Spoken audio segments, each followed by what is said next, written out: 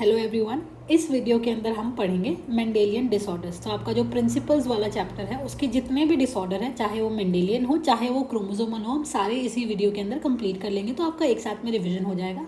इससे अगला एक और वीडियो में डालूंगी जिसके अंदर हम लोग उसके रिलेटेड जो क्वेश्चन है वो सॉल्व करेंगे। ठीक है, so let's start Mendelian disorders. सबसे पहले मेंडेलियन डिसऑर्डर एग्जैक्टली होते क्या है? वो डिसऑर्डर बेटा जी जिनका आप पेडिग्री बना सकते हो, ठीक है, जिनको आप ये पता लगा सकते हो, जिनका आप पैटर्न ऑफ इनहेरिटेंस स्टडी कर सकते हो, जिनके बारे में आप ये पता लगा सकते हो कि ये अगले आने वाली कितनी जनरेशन में जाएगा, उनको आप बोलते हो मेंडेलियन डिसऑर्डर्स। ठीक है, दो तरीके के होते हैं बेटा जी, एक होता है सेक्स लिंक्ड और दूसरा होता है ऑटोसोमल। सेक्स लिंक्ड डिसऑर्डर्स वो होते हैं जिनके खराब जीन, ऑब्वियस ही बात है, बीमारी है इसका मतलब कोई जीन खराब हो गया। अब वो जीन किधर लोकेटेड है उसके हिसाब से नाम दे रखा है। अगर वो जीन सेक्स क्रोमोसोम पे है तो उसको हम बोलेंगे सेक्स लिंक्ड डिसऑर्डर। अगर वो जीन ऑटोसोम के ऊपर है तो हम उसको क्या बोलेंगे? Autosomal disorder. Very obvious, correct ना? तो इसका मतलब जीन खराब हो रहे हैं, वो जीन जिस क्रोमोसोम पे बैठे हैं उस हिसाब से नाम दे दिया। अगर ऑटोसोम पे बैठा है तो ऑटोसोमल डिसऑर्डर, अगर सेक्स क्रोमोसोम पे बैठा है तो सेक्स लिंक्ड डिसऑर्डर। इतना डन? ठीक है, अब हम लोग सेक्स लिंक में दो पढ़ते हैं, हमारे सिलेबस में दो है। Number 1 is colour blindness and number 2 is haemophilia. दोनों के ही जीन अगर खराब है तो एक्स क्रोमोसोम पे है, वाई की तो कोई बीमारी नहीं है सिलेबस में, तो दोनों क्या है? एक्स लिंक्ड है। सेक्स लिंक में भी कौन से क्रोमोसोम पे? दो ही सेक्स क्रोमोसोम होते हैं हमारे पास में, या तो एक्स और या तो वाई। वाई सिलेबस में है ही नहीं, तो दोनों ही क्या है? एक्स लिंक्ड है। ठीक है, और दोनों ही रेसेसिव है। अब रेसेसिव क्या होता है मैं आपको समझाऊंगी आगे। ठीक है, अभी के लिए आप इतना ध्यान रखिए कि दोनों ही क्या है? सेक्स लिंक बीमारी है, colour blindness and your haemophilia. वापस colour blindness and your haemophilia, और दोनों ही क्या है? एक्स लिंक्ड रेसेसिव है। इतना डन? फिर पढ़ेंगे ऑटोसोमल। ऑटोसोमल में बेटा जी 3 बीमारियां हैं रेसेसिव में। 1 is sickle cell anaemia, another 1 is फिनाइल कीटोनूरिया, देन यू हैव थैलेसीमिया जिसके 2 टाइप होते हैं, alpha beta, and then you have myotonic dystrophy. Myotonic dystrophy dominant है, ऑटोसोमल डोमिनेंट, और ऊपर वाले तीनों ऑटोसोमल रेसेसिव है। सिकल सेल अनीमिया का जो जीन है, खराब जीन अगर बीमारी होती है तो क्रोमोसोम नंबर 11 पे है। फिनाइल कीटोनूरिया का क्रोमोसोम नंबर 12 पे है। थैलेसीमिया 2 तरीके का होता है, अल्फा बीटा। अल्फा के 2 जीन है, HbA1 HbA2, दोनों है 16 पे, और HbB ये है क्रोमोसोम नंबर 11 पे। ठीक है, क्या है? 11 12 16 11। सिकल सेल एनीमिया 11, फिनाइल कीटोनूरिया 12, थैलेसीमिया अल्फा 16 और बीटा 11। इतना क्लियर है? ठीक है, और मायोटोनिक डिस्ट्रॉफी इसके बारे में कुछ है नहीं, सिर्फ एक पेडिग्री में नाम दे रखा है तो मैंने नाम लिख दिया। ये ध्यान रखना कि ऑटोसोमल डोमिनेंट होती है। ठीक, अब शुरू करें हम। सबसे पहले हम किसकी बात करेंगे बेटा जी? Colour blindness. तो let's talk about colour blindness first. Colour blindness में क्या हुआ है? बदलाव हो गया है, देयर इज अ चेंज। ठीक है, जीन में बदलाव हो गया है, और वो जीन किधर बैठे हैं? आपके एक्स क्रोमोसोम के ऊपर बैठे हैं, इसीलिए हमने इसको क्या बोला? X linked disorder. Very obvious. ठीक है, इसको रेसेसिव क्यों बोला? क्योंकि ये रेसेसिव कंडीशन में ही एक्सप्रेस होती है। अब आप रेसेसिव और डोमिनेंट जानते हैं, जब आगे हम एक प्यूनेट स्क्वायर बनाएंगे तो आपको क्लैरिटी आएगी। क्या ये लीथल डिजीज है? लीथल माने क्या ये बीमारी होने पर इंसान मर जाएगा, बंदा मर जाता है? नहीं मरता है। It is not a lethal disease. ठीक है, अब इसमें होता क्या है? आपने आंखें जब पढ़ी थी 11th के अंदर तो आपने पढ़ा था you have rods and cones. Cones आपको कलर समझाते हैं, तो इसमें जो रेड और ग्रीन कलर वाले कोन्स है उनमें डिफेक्ट हो गया है, तो बंदा रेड और ग्रीन कलर में डिफ्रेंशिएट नहीं कर पाता है ढंग से। इतना डन? ठीक, अब यहाँ पे एक बात दे रखी है कि ये मेन के अंदर, मेल के अंदर 8% होती है और फीमेल्स में ये 0.4% होती है। इतना बड़ा भाई अंतर क्यों भाई? क्या नाइंसाफ़ी है? ठीक है, कोई नाइंसाफ़ी नहीं है, क्योंकि बीमारी रेसेसिव है। ठीक है, और कैसी रेसेसिव है? X linked recessive. अब मेरी बात ध्यान से समझना।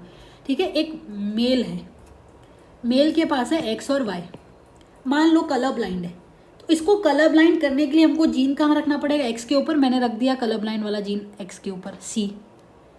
ठीक है, अब हमने क्या बोला? बीमारी तब होगी जब वो रेसेसिव कंडीशन में होगा, पर रेसेसिव माने कैपिटल एक्स और इसके ऊपर सी, ये इसको बोलूंगी ना मैं रेसेसिव, छोटा सी है। ठीक है, और रेसेसिव तो तभी एक्सप्रेस होगा जब दोनों पे होगा, मतलब स्मॉल टी होगा तब छोटा बनेगा ना, कैपिटल टी स्मॉल टी में तो बड़ा बन जाएगा प्लांट। तो जब ये छोटे सी दोनों होंगे तब ये इंसान बीमार होगा। पर मेल के पास में 2 एक्स क्रोमोसोम तो है ही नहीं, एक ही है एक्स क्रोमोसोम, तो तो ऐसा तो हो नहीं सकता कि मेल कभी बीमार ही नहीं हो भाई, इतनी भी नाइंसाफी नहीं हो सकती, करेक्ट ना। तो मेल कब बीमार हो जाते हैं, जब उनके एक एक्स क्रोमोसोम पे भी सी आ जाता है, वो तब भी बीमार हो जाते हैं, क्योंकि वाई पे तो आ नहीं सकता, क्योंकि वाई लिंक बीमारी नहीं है। तो अगर एक पे भी आ जाएगा तो वो बीमार हो जाएंगे, ठीक है। इसको हम सूडो डोमिनेंस बोलते हैं। सूडो डोमिनेंस माने कोई और बंदा है ही नहीं, फिर भी आके डोमिनेट कर रहा है, ठीक। हेमीजाइगस कंडीशन है। हेमीजाइगस ये ना तो होमो है, होमो तो तब होगा ना जब ये होगा, हेट्रो होगा तब ये होगा, ठीक है। हेमी है, हेमी माने बाजू में कोई है ही नहीं कंपेयर करने को, एक्स सी को कंपेयर करने के लिए एक्स भी तो होना चाहिए, है ही नहीं, तो ये हेमीजाइगस कंडीशन हो गई, क्लियर। फीमेल का सुनना, अगर फीमेल ऐसे है एक्स एक्स तो ये नॉर्मल है। अगर फीमेल है एक्स सी एक्स, मतलब एक ही क्रोमोसोम पे डिफेक्टिव जीन है, तो ये कैरियर मानी जाती है, माने जीन है पर बीमार नहीं है। और अगर फीमेल हो जाए एक्स सी होमोजाइगस कंडीशन में आ गई, अब लड़की बीमार हो जाएगी। मतलब लड़कियां सिर्फ इस केस में बीमार हो रही है, बाकी में तो सेफ है, करेक्ट ना। तो लड़कियों को बीमार करने के लिए आपको दोनों क्रोमोसोम के ऊपर जीन डालने पड़ेंगे, और लड़कों को बीमार करने के लिए हम एक पे जीन डाल रहे हैं। तो लड़के ऑब्वियस सी बात है, एक पे ही मेहनत लगी तो ज़्यादा बीमार हो जाएंगे, और लड़कियां दो पे मेहनत लग रही है तो कम बीमार हो जाएगी। ये परसेंटेज रट लेना भाई, ठीक। इतना डन, ठीक। अब मान लो कोई क्वेश्चन आता है कि ये कलर ब्लाइंड मेल है, ठीक है। कलर ब्लाइंड मेल माने एक्स के ऊपर सी लगा हुआ है, और एक नॉर्मल कैरियर है, ठीक है, कैरियर मदर है, ठीक है। तो एक्स सी एक्स है, कैरियर है तो एक पे ही लगा हुआ है, तो इनके कितने बच्चे बीमार होंगे। तो ये हो गया हमारा मेल और ये हो गया हमारी फीमेल, ठीक है। इसको कंबाइन किया तो एक्स सी एक्स, इसको मैं ये तुम डब्बा बना लोगे, ठीक है। ये फीमेल है और दोनों पे सी है तो ये बीमार हो गई, कलर ब्लाइंड है। ये मेल है, एक पे आ गया तो बीमार हो गया। ये फीमेल कैरियर कहलाई जाएगी क्योंकि इसके एक के ऊपर ही है, और ये मेल नॉर्मल कहलाया जाएगा। अब बेटा ध्यान से सुनना, इस पे 3 तरीके के क्वेश्चन बनेंगे।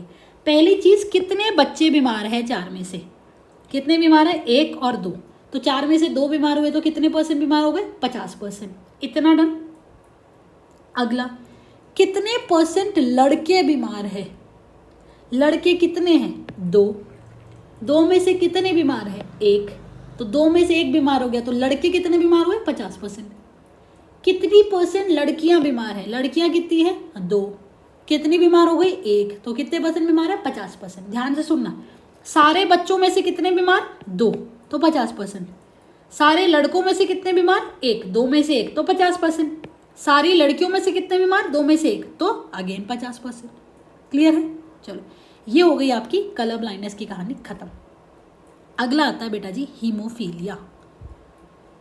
हीमोफीलिया को हम ब्लीडर्स डिजीज बोलते हैं, क्योंकि इसमें होता क्या है, आपके ना ब्लड क्लॉटिंग में आपने कैस्केड मैकेनिज्म पढ़ा होगा 11वीं में, जिसमें पूरी लाइन सी चलती है कि पहले योगा फिर योगा फिर योगा फिर योगा, उसको कैस्केड मैकेनिज्म बोलते हैं। उसमें अलग अलग क्लॉटिंग फैक्टर्स आते हैं, वो क्लॉटिंग फैक्टर में पंगा हो गया और वो फैक्टर आ नहीं रहा है तो क्लॉटिंग नहीं हो पा रही, तो बंदे का एक बार खून चालू हुआ ना तो वो रुकेगा नहीं, इसीलिए ब्लीडर्स डिजीज़ बोलते हैं, ठीक। एक्सलिंक्ड है, रेसेसिव है, लीथल है, ऑब्वियस ही बात है भाई, कट लग गया खून नहीं रुकना, मरेगा ही, निपटेगा ही ना, तो लीथल बीमारी है, ठीक। अब एक वर्ड मैंने यहाँ लिखा है क्रिस क्रॉस इनहेरिटेंस, ये कौन सी बला का नाम है, ठीक है। क्रिस क्रॉस इनहेरिटेंस क्या होता है, जब मम्मी आगे जाके लड़के को बीमार करे और पापा आगे जाके लड़की को बीमार करे, बोलो तो क्रिस क्रॉस हो रहा है, ऑपोजिट चल रहा है। जब मम्मी सन को बीमार करे और पापा डॉटर को बीमार करे, ऐसे को आप क्रिस क्रॉस बोलते हो। क्यों भाई, ऐसा क्यों हो रहा है भाई, मम्मी लड़का बनाने के लिए क्या देती है, एक्स, और अगर मम्मी के एक्स पे बीमारी है तो लड़का तो बीमार हो गया, करेक्ट ना, सही बोल रही हूँ, ठीक है। और पापा डॉटर को बीमारी दे देंगे, ठीक है, क्योंकि हीमोफीलिया है, एक्स पे होगी बीमारी, तो पापा तो लड़की बनाने के लिए एक्स ही देंगे और एक्स पे बीमार है तो बीमार हो गया। इतना क्लियर। 2 एलील है बेटा, एक है कैपिटल एच, अगर कैपिटल एच होगा तो नॉर्मल क्लॉटिंग चल रही है, और अगर स्मॉल एच है, ठीक है, तो वो हीमोफीलिया कराएगा। समझने की कोशिश करते हैं आगे क्या हो रहा है, ठीक है। सुनना, हीमोफीलिया 2 तरीके के होते हैं, एक होता है ए, एक होता है बी, एनसीईआरटी में नहीं है। हीमोफीलिया ए में क्लॉटिंग फैक्टर जो 8वां है वो खराब हो जाता है, और हीमोफीलिया बी में क्लॉटिंग फैक्टर 9th खराब हो जाता है, ठीक है। इतना डिटेल रटने का नहीं है तुमको, ठीक है। अब सुनो मेरी बात, पहले मैं मेल की बात करूँ। मेल में एक्स के ऊपर छोटा एच आ गया, बंदा बीमार हो जाएगा, सूडो डोमिनेंस अगेन। और नॉर्मल अगर एक्स के ऊपर कैपिटल एच है तो capital H is for normal, बीमारी के लिए नहीं, बीमारी के लिए स्मॉल एच है। फीमेल अगर दोनों कैपिटल एच है तो नॉर्मल है, एक कैपिटल एच और एक स्मॉल एच है तो स्मॉल एच एक तो आ गया तो कैरियर है। और बीमार कब होगी, जब दोनों पे एच आएगा, मतलब इसको बीमार करने के लिए दोनों पे छोटे एच डालने पड़ेंगे, और इस बेचारे को बीमार करने के लिए एक पे ही एच डालना पड़ा। इतना डन। एक यूनिट स्क्वायर देख लेते हैं, ठीक। ये है अफेक्टेड मेल, ये है कैरियर फीमेल, डब्बा बन गया है सेम। ये इधर लड़की बीमार, लड़का बीमार, आगे ये लड़की कैरियर और ये लड़का नॉर्मल, ठीक। इतना डन, ठीक है। लीथल बीमारी है, लड़की मर जाएगी। ऐसा देखा जाता है, ऐसा माना गया है, देखा गया है कि अगर लड़की XH दोनों स्मॉल हो जाती है, ठीक है, तो ये यूजुअली एम्ब्रियोनिक स्टेज में ही मर जाती है, ठीक है। तो अगर एम्ब्रियोनिक स्टेज में ही मर गई तो यहाँ कैरियर की जगह कभी भी ये नहीं हो सकता, ये शादी करने लायक की उम्र तक बचती नहीं है, एम्ब्रियोनिक लाइफ में मर जाती है। तो ऐसा कभी क्वेश्चन नहीं मिलेगा कि मदर को हीमोफिलिक इन्फेक्शन कर दिया है, दैट इज़ नॉट पॉसिबल। वो मदर बनने लायक जिंदा ही नहीं रहेगी ना, वो एम्ब्रियोनिक लाइफ में ख़त्म हो गई। डन है, क्लियर है, ठीक है। तो एक मदर का, एक फीमेल का हीमोफिलिक होना थोड़ा रेयर है। क्यों? क्योंकि उसके लिए मदर को कैरियर होना पड़ेगा और पापा को अफेक्टेड होना पड़ेगा, तभी जाके ये बनी। ऐसे पापा भी तो लंबे समय तक नहीं जिएंगे यार। मदर को तो देखा गया कि वो एम्ब्रियोनिक लाइफ में मर जाती है, मतलब लड़की को देखा गया कि वो एम्ब्रियोनिक लाइफ में मर जाती है अगर वो ऐसी कंडीशन में है तो, ठीक है। पापा जीते हैं पर ज़्यादा समय तक नहीं जीतेंगे, इतना नहीं जिएंगे कि वो बच्चे शादी वादी कर ले, बच्चे पैदा कर ले, ऐसा, ठीक। इतना डन, आगे बढ़े। ये हो गए आपके सेक्स लिंक्ड डिसऑर्डर्स डन। अब हम पढ़ेंगे कौन से, ऑटोसोमल डिसऑर्डर। ये अच्छे हैं, इनसे क्वेश्चन भी अच्छे आते हैं। चलो शुरू करते हैं। तुम्हारी सिकल सेल एनीमिया की बीमारी, ये बढ़िया बीमारी है भाई, ठीक। जीन जो खराब है किधर है, क्रोमोसोम नंबर 11 पे। एक ही जीन है जिसके 2 एलील है, HBA है जो पंगा कर रहा है। HBA है तो आप नॉर्मल हो, HBS है 2 बार आगे आप पंगा कर रहे हो, ठीक है। सुनो मेरी बात ध्यान से। इसमें होता क्या है, आपके हीमोग्लोबिन में 2 चेन होती है, अल्फा और बीटा। बीटा में गड़बड़ हुई है, ध्यान से देखना, इधर NCERT में डायग्राम है, HBA ये डायग्राम दे रखा है, ठीक है। इसके अंदर बीटा वाली जो चेन है, बीटा ग्लोबिन चेन, उसके 6th पोजीशन पे, ये है 6th पोजीशन, 6 वाली पोजीशन के ऊपर GAG था। अब वो GAG GUG हो गया है।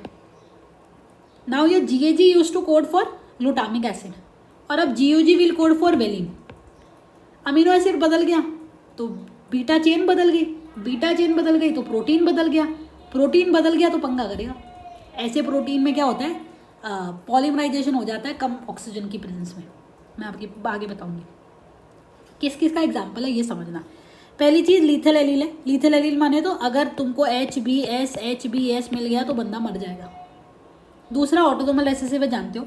मेंडेलियन डिसऑर्डर जानते हैं, कोडोमिनेंस दिखाता है। कोडोमिनेंस मतलब अगर HBS है तो S वाला तो खराब करेगा, तो बोलेगा मैं तो सिक्कल शेप के बनाऊंगा, और ये बोलेगा मैं नॉर्मल बनाऊंगा। तो दोनों अपना अपना लगे पड़े, दोनों अपना अपना एक्सप्रेशन कर रहे हैं। तो दैट मीन्स ये भी डोमिनेंट कर रहा है, ये भी डोमिनेंट कर रहा है, तो they are equally dominant, so they are codominant. इतना डन। ये प्लियोट्रॉपी दिखाता है। प्लियोट्रॉपी माने एक जीन बहुत सारे कैरेक्टर्स को कंट्रोल करता है। कैसे, ठीक है। आपका हीमोग्लोबिन में चेंजेस आ गए, अब वो हीमोग्लोबिन पॉलीमराइज हो जाता है। जब ऑक्सीजन की कमी होगी ना तो वो पॉलीमराइज हो जाएगा, जिसकी वजह का शेप ऐसा हो जाता है, बाइकॉन्केव से सिक्कल शेप। अब ऐसे सिक्कल शेप वाले की ऑक्सीजन कैरिंग कैपेसिटी कम हो गई, पहली चीज़। दूसरी, फिर ऐसे लंबे लंबे RBC जगह जगह पे जाके रुक जाएंगे, ब्रेन में रुक गए, हार्ट में रुक गए, कैपिलरीज में रुक गए, निपट जाओगे तुम। इसकी वजह से स्ट्रोक हो जाता है और डेथ हो जाती है। इतनी सारी चीज़ें एक के पीछे एक के पीछे एक के पीछे होती गई, ठीक है। तो इनमें बहुत सारे इफेक्ट ला के दिए, दैट इज प्लियोट्रॉपी। ये सब्सटीट्यूशन म्यूटेशन का एग्जाम्पल है। सब्सटीट्यूशन म्यूटेशन माने ये चीज़ गायब नहीं हुई, इसकी जगह कोई और आ गया तो इसने इसको सब्सटीट्यूट कर दिया, तो that is substitution mutation. Point mutation है। पॉइंट म्यूटेशन माने एक नाइट्रोजनस बेस में ही बदलाव हुआ है, बस एक में, तो उसको हम पॉइंट म्यूटेशन बोलते हैं, सिर्फ 1 point. GAG codes for glutamic acid, GOG will code for valine, correct ना। तो ग्लूटामिक एसिड से वेलिन हो गया, पूरा सेंस बदल गया म्यूटेशन के बाद में, इसको हम बोलते हैं मिस सेंस म्यूटेशन। दूसरी चीज, it is a qualitative blood disorder. Qualitative blood disorder माने तुम्हारे ब्लड सेल की क्वालिटी खराब हुई, क्वांटिटी में गड़बड़ नहीं है। HbS तुमको बना के बढ़िया देगा RBC, लेकिन खराब क्वालिटी के बना के दे रहा है, तो क्वालिटी में प्रॉब्लम हो रही, क्वांटिटी में प्रॉब्लम नहीं है। So this is qualitative disorder. इतना डन। इसका एक डब्बा टाइप्स बना देते हैं। HbA HbS, इसको हमने क्रॉस कराया HbA और HbS के साथ, दोनों ही कैरियर है, एक मान लो पापा एक मम्मी है, दोनों कैरियर है। अब इससे बना HbA HbA, ये नॉर्मल बंदा बनेगा। फिर बना HbA HbS, ये कैरियर है। फिर बना HbS HbA, ये भी कैरियर है। और फिर बना HbS HbS, ये है इन्फेक्टेड, ये मर जाएगा RIP। ठीक है, ध्यान से सुनना। जब HbA HbA नॉर्मल है, ए वाला बढ़िया गोल गोल RBC बनाएगा, ये वाला कैरियर है, ये अपने गोल बनाएगा, ये अपने सिक्कल शेप बनाएगा, बंदा मरेगा नहीं, थोड़ी दिक्कत होगी पर मरेगा नहीं। इसमें भी सेम, इसमें दोनों ही सिक्कल शेप बनाने लग जाएंगे। अब सिक्कल शेप वाले तो ऑक्सीजन नहीं उठा रहे, ऑक्सीजन नहीं उठा रहे तो पहुंचाएंगे नहीं, तो रेस्पिरेशन कैसे होगा, निपट जाएगा इंसान। डन है, क्लियर है।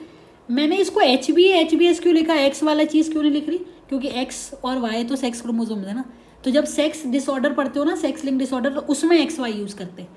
ऑटोसोमल पढ़ोगे तो उसमें ऐसे ही सिम्बल्स यूज़ करते हैं। डन, आगे बढ़े, चलो भाई चलते हैं आगे। अगली बीमारी है आपकी सिकल सेल एनीमिया, हो गया। फिनाइलकीटोनुरिया पढ़ते हैं। फिनाइलकीटोनुरिया में क्या है, ध्यान से सुनो। फिनाइलकीटोनुरिया का जीन है 12 पे, ऊपर वाले का सिकल सेल का था 11 पे। ऑटोसोमल रिसेसिव बीमारी है। इसमें ना मेटाबॉलिक एरर हो रखी है। मेटाबॉलिक एरर बोले तो कोई एक पाथवे चल रहा था, मेटाबॉलिक रिएक्शन चल रही थी, उसमें गड़बड़ हो गई बचपन से। होता क्या, ध्यान से सुनना। फिनाइल एलेनिन ना कायदे से एक तुम्हारा एंजाइम है, that is phenyl alanine hydroxylase, liver का एंजाइम है, कायदे से उससे टायरोसिन में कन्वर्ट हो जाता है, और टायरोसिन आगे जाके मिलानिन, प्रोटीन, डोपामिन ये बनाता है। अब फिनाइलकीटोनुरिया में क्या हुआ, जो जीन गड़बड़ हुआ है ना, वो जीन ये एंजाइम बना रहा था, एंजाइम नहीं बन रहा। एंजाइम नहीं बनेगा तो फिनाइल एलेनिन इसमें कन्वर्ट नहीं होता है, तो होगा क्या, फिनाइल एलेनिन या तो इकट्ठा हो जाता है और कन्वर्ट हो जाता है फिनाइल पायरुविक एसिड में और उसके डेरिवेटिव में, और ये सारे डेरिवेटिव्स इकट्ठे हो जाएंगे। अगर ये ब्रेन में इकट्ठे हुए तो मेंटल रिटार्डेशन हो जाएगा, जॉइंट में इकट्ठे हुए तो जॉइंट पेन हो जाएगा, आर्थराइटिस बोलेंगे। और ये जो चीज़ें हैं ना, ये यूरिन में एक्सक्रीट आउट हो जाती है, ठीक है, क्योंकि किडनी उसको एब्जॉर्ब नहीं करी, काय को करेगी भाई, कचरा है, नहीं करेगी एब्जॉर्ब, ठीक है। तो यूरिन डार्क कलर का दिखता है। अब सिम्टम क्या है, हेयर लॉस, हेयर लॉस हो जाएगा। दूसरा स्किन पिगमेंटेशन, स्किन पिगमेंटेशन क्यों हो रहा भाई, मेलेनिन नहीं बन रहा, टायरोसिन नहीं बना तो मेलेनिन कैसे बनेगा, करेक्ट ना। तो ये सारे इश्यूज हो गए। ये भी प्लियोट्रॉपी का एग्जांपल है, एक से ज़्यादा इफेक्ट आ रहे हैं ना, हेयर लॉस हो गया, स्किन पिगमेंटेशन हो गया, इधर ये गड़बड़ है, इधर ये गड़बड़ है, इधर ये गड़बड़ है, एक से ज़्यादा इफेक्ट आए, तो this is also an example of pleiotropy. Done, आगे बढ़े। फिनाइलकीटोनुरिया के बाद में अगली जो बीमारी है that is your thalassaemia. Thalassaemia भी ऑटोसोमल रिसेसिव है, हम ऑटोसोमल ही पढ़ रहे हैं। ये है क्वांटिटेटिव डिसऑर्डर। देखो, sickle cell anaemia was a qualitative disorder, बोले तो क्वालिटी खराब हो रही थी, बना के दे रहा था बट खराब क्वालिटी के बना के दे रहा था। इसमें बना के ही कम दे रहा है, क्वांटिटी में गड़बड़ हुई है। क्वालिटी ठीक है, जो बना के दे रहा है सही बना के दे रहा है, पर कम बना के दे रहा है। इसमें क्या हुआ, ठीक है, देखो होता क्या है, आपका अल्फा और बीटा चेन जो है, हीमोग्लोबिन अल्फा बीटा से बनता है, वो कम बनती है, बन रही है पर रेट उसकी थोड़ी सी स्लो है, ठीक है। उसकी वजह से क्या हुआ, हीमोग्लोबिन का काउंट अब नॉर्मल हो गया, तो अनीमिया हो जाता है। Anaemia is one of the major characteristic symptom of thalassaemia, ठीक है। इसके लिए सिंबल ये यूज़ करेंगे, ये कैरियर है, ये कैरियर है, ठीक है। इसमें रेसेसिव है तो ये वाला बंदा बीमार हो जाएगा, मर जाएगा। ये वाला नॉर्मल है, ये कैरियर है, ठीक, डन। ओके, दो तरीके की होती है, अल्फा बीटा, इनसे क्वेश्चन आते हैं, एनसीईआरटी में दे रखे हैं। अल्फा वाली के अंदर अल्फा चेन में गड़बड़ है, अल्फा चेन कम बन रही है। बीटा वाली में बीटा चेन में गड़बड़ है, बीटा कम बन रही है। अल्फा वाला जो है उसमें दो जीन है, HbA1 HbA2 क्रोमोसोम नंबर 16 पे, और HbB क्रोमोसोम नंबर 11 पे, ये रख लेना, ठीक है। अब एनसीईआरटी में एक गंदी सी लाइन लिख रखी है, म्यूटेशन और डिलीशन ऑफ वन और मोर ऑफ द 4 जीन। भाई साहब, जीन तो 2 ही है, 4 जीन कहाँ से आ गए, एलील को जीन बोल दिया इन्होंने, ठीक। इधर लिख रखा है म्यूटेशन ऑफ वन और बोथ द जीन, भाई जीन तो एक ही था, जीन के 2 एलील थे, तो इन्होंने जीन को और एलील को ऑल्टरनेटिवली यूज़ कर लिया। ध्यान रखना है चीज़ की, ये चीज़ समझ में नहीं आती। डन, क्लियर है, ओके। अगला पढ़े, हमारे मेंडेलियन डिसऑर्डर्स ओवर हो गए भाई। अब हम पढ़ेंगे क्रोमोसोमल डिसऑर्डर। क्रोमोसोमल डिसऑर्डर 3 ही है, down syndrome, Klinefelter and Turner. Down पे आते हैं, डाउन सिंड्रोम लैंगडन डाउन वगैरह ने देखा था भाई, ठीक है। इसमें ट्राइजोमी होती है। ट्राइजोमी माने हम ना हर क्रोमोसोम की 2 कॉपी लेके बैठे हैं, एक मम्मी से एक पापा से। इस बंदे में क्या हो जाता है, 21वां क्रोमोसोम की 3 कॉपी आ गई है। इधर देखना यार, ये भी 21वें क्रोमोसोम की 3 कॉपी आ गई, इसको ट्राइजोमी बोलते हैं हम, ठीक है। ऑटोजोमल है, ऑटोजोम 21 वाइज ऑटोजोम, ठीक है, तो ऑटोजोम में गड़बड़ हुई है, ठीक। ऐसे बंदों को क्या क्या प्रॉब्लम है? पहला, हाइट छोटी होती है, माथा इनका गोल गोल होता है, छोटा होता है। माथे के पीछे, हम अगर पीछे माथे के पीछे हाथ लगाएंगे ना, हमारा गोल अपीयर होता है, इसका फ्लैट एकदम, ठीक है। और ऐसा चौड़ा सा फ्लैट मुंह होता है, ठीक। स्लांटिंग आइज, स्लांटिंग आइज बोले तो ऐसी सी आंखें होंगी स्लांट बनाती हुई, ठीक है। फिर इसके बाद में मुंह थोड़ा सा खुला हुआ रहता है इनका। क्यों खुला हुआ रहता है? क्योंकि उनकी जो जीभ है ऊपर जाके तलवे पे चिपक नहीं रही है, तो पार्शियली ओपन माउथ है। इनकी टंग थोड़ी बड़ी सी होती है, रिंकल्ड होती है, फरोड होती है, ऐसा लगेगा जैसे फरो टाइप्स बना हुआ है ये रहा, ठीक है। ऐसे बंदों को ऐसा देखा गया है कि इनको कॉन्जेनिटल हार्ट डिजीज होती है, मतलब बचपन से हार्ट की बीमारी है, ठीक है। एट्रियो वेंट्रिकुलर सेप्टम डिजीज होती है, मतलब एट्रिया और वेंट्रिकल के बीच का जो सेप्टम है उसमें गड़बड़ है, ठीक है। इनके फिंगर टिप्स के ऊपर बहुत सारे लूप्स मिलेंगे तुमको, ठीक है, ये लिखा हुआ है, ठीक है। और इनका पाम बहुत चौड़ा होता है और पाम में एक लंबा सा क्रीज होता है बस, ठीक है, मोटा सा ऐसे, ये रहा लंबा सा क्रीज होगा, ठीक है। और ये मेंटली रिटार्डेड होते हैं, फिजिकली रिटार्डेड होते हैं, और बहुत बार इनके मसल्स वगैरह में भी इशू होता है, जो साइकोमोटर रिटार्डेड होते हैं। 3 तरीके का रिटार्डमेंट दिखा रखा है, ठीक है। एनसीईआरटी में डायग्राम देख लेना, ब्रॉड फ्लैट फेस दे रखा है, big and wrinkle tongue, congenital heart disease, palm crease, many loops on finger tip, flat back of the head. सारे सिम्टम मैंने यहाँ पे डाल दिए। इन्होंने कुछ सिम्टम डायग्राम में, कुछ थियरी में डाले, मैंने सारे इधर इकट्ठे कर दिए। डन। अगली चीज़ क्लाइनफिल्टर एंड टर्नर। क्लाइनफिल्टर और टर्नर में क्या होता है? क्लाइनफिल्टर मेल्स को होता है, टर्नर फीमेल्स को होता है। पहली बात, नॉर्मल मेल के पास में होता है XY, सेक्स क्रोमोसोम के नाम पे। इसके पास में XXY हो गया, मतलब एक फीमेल क्रोमोसोम एक और एक्स्ट्रा आ गया। ऐसा मेल फीमेल कैरेक्टरिस्टिक दिखाने लग जाता है। पहली चीज़, मेल तो स्टेराइल होंगे। ओवरऑल मस्कुलाइन डेवलपमेंट होता है, लेकिन थोड़े बहुत फेमिनाइन कैरेक्टरिस्टिक आ जाते हैं। एनसीईआरटी में एक ही कैरेक्टरिस्टिक दिखा रखा है, that is gynecomastia, the development of breast. तो थोड़ा बहुत ब्रेस्ट डेवलपमेंट हो जाता है, ठीक है। जैसे फीमेल के प्यूबिक हेयर आते हैं वैसे आने लग जाते हैं। टेस्टिस का साइज थोड़ा सा छोटा हो जाएगा, ठीक है। लंबे लंबे पैर और हाथ हो जाएंगे। थोड़े से हिप्स जो है वाइड हो जाएंगे लड़कियों की तरह। शोल्डर्स लड़कियों की तरह थोड़े नैरो हो जाएंगे। बियर्ड ढंग से नहीं आ रही, ये कुछ इसके सिम्टम्स है। गाइनेकोमेस्टिया आपको याद करना है क्योंकि एनसीईआरटी में है। एनसीईआरटी में लिख रखा है 47 क्रोमोसोम्स होते हैं, क्योंकि नॉर्मली 46 से एक और एक्स आ गया तो 47 हो गया। फिर आता है टर्नर सिंड्रोम, ठीक है। टर्नर सिंड्रोम क्या है बेटा जी? इसमें लड़कियों को होता है और लड़कियों के पास में भी 46 क्रोमोसोम होते हैं, लेकिन हम 45 हो गया क्योंकि 2 एक्स की जगह 1 एक्स रह गया और ये खाली हो गया, तो हम इसको ओ लिखते हैं। तो 45 क्रोमोसोम है, उस 45 में क्या है? एक्स नहीं है, XO है, तो 45 विद XO है। ऐसी फीमेल भी स्टेराइल होती है। इनकी ओवरीज लगभग नहीं काम करने के बराबर ही है, रूडिमेंट्री ओवरीज होती है। और सेकेंडरी सेक्सुअल कैरेक्टर्स यूजुअली नहीं होते। मेंस्ट्रुएशन नहीं है, बॉडी में ब्राउन स्पॉट हो जाएंगे, छोटे छोटे नाखून हो जाएंगे, ठीक है। निप्पल्स के अंदर ज़्यादा स्पेस हो जाएगा, ठीक है। हेडलाइन थोड़ी सी ऐसी, गर्दन ऐसी अंदर सी होती है, ऐसे लगता है गर्दन नहीं है, ठीक है। हाइट छोटी होगी, ये सारी चीज़ें। Done, okay. अब एनसीईआरटी में ये 2 बहुत बढ़िया सुंदर लाइनें लिख रखी है, ये मैंने यहाँ पे लिखी है। उससे पहले थोड़ा सा म्यूटेशन के बारे में बता दूँ, ठीक है।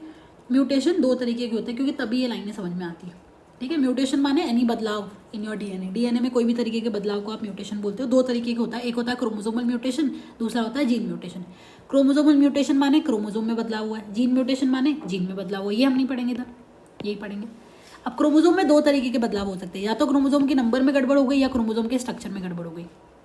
अगर क्रोमोसोम के नंबर में गड़बड़ हुई है तो हम बोलेंगे जीनोमैटिक, और अगर उसके स्ट्रक्चर में गड़बड़ हुई है तो हम बोलेंगे क्रोमोसोमल अबैरेशंस। अबैरेशन मतलब खरोच लग जाना, खरोच लगेगी तो स्ट्रक्चर गड़बड़ हो जाएगा, ठीक है। ये ज़्यादातर आपको कैंसर सेल में दिखता है, एनसीईआरटी में दिया हुआ है, क्वेश्चन आए हुए हैं, ठीक। अब जीनोमैटिक 2 तरीके का होता है, क्रोमोसोम के नंबर में गड़बड़ हो रही है ना, या तो होगा यूप्लॉइडी या होगा एनीप्लॉइडी। अब यूप्लॉइडी और एनीप्लॉइडी क्या है? एनसीईआरटी में दे रखा, सुन लेना ध्यान से। यूप्लॉइडी होता है सेट में गड़बड़ होना। अगर मैं बोल रही हूँ मैं एन हूँ तो मतलब मेरे पास 1 सेट ऑफ क्रोमोसोम है, हर क्रोमोसोम की 1 कॉपी। अगर मैं बोलूँ मैं 2n हूँ तो मतलब मेरे पास 2 सेट ऑफ कॉपी है हर क्रोमोसोम की, ठीक है। तो सेट में ही गड़बड़ हो गया, n की जगह 2n हो गया, 2n की जगह 3n हो गया, 3n की जगह 4, 4 की जगह 5, ऐसा। एग्जाम्पल मोनोप्लॉइडी। मोनोप्लॉइडी मतलब n हो गए हो, हैप्लॉइड हो गए हो, ठीक है। पॉलीप्लॉइडी मतलब 2n से ज़्यादा हो गए हो, तो अगर 3n हो जाए तो ट्राइप्लॉइडी बोलेंगे, 4n हो जाए तो टेट्राप्लॉइड, 6n बोले तो हेक्साप्लॉइड। ये ज़्यादातर आपको प्लांट में देखने को मिलता है, नॉर्मल जगह पे नहीं होगा भाई, हम जैसे लोग जी नहीं पाएंगे इससे, ठीक है। क्यों हुआ भाई ऐसा?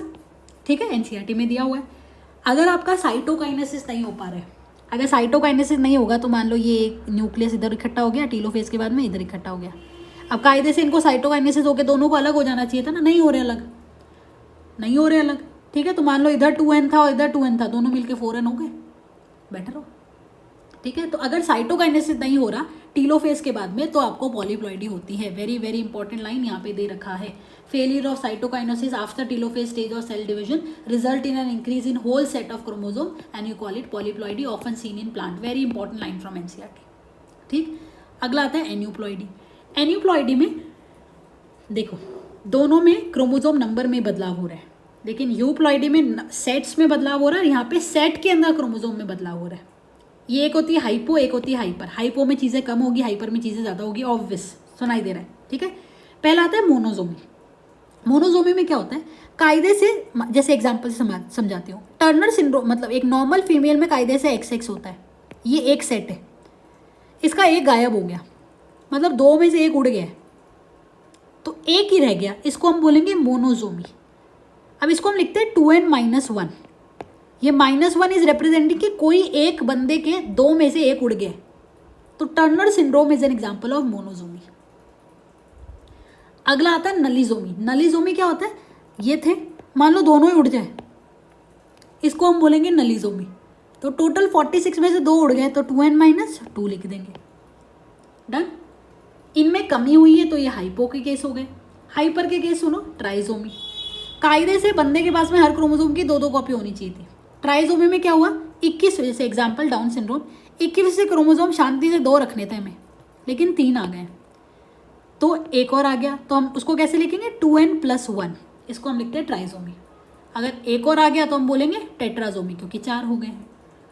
और ये दोनों क्यों हुए, क्योंकि आपके एनाफेज के वक्त क्रोमैटिड सेपरेट नहीं हो पाए, नॉन डिसजंक्शन हो गया है।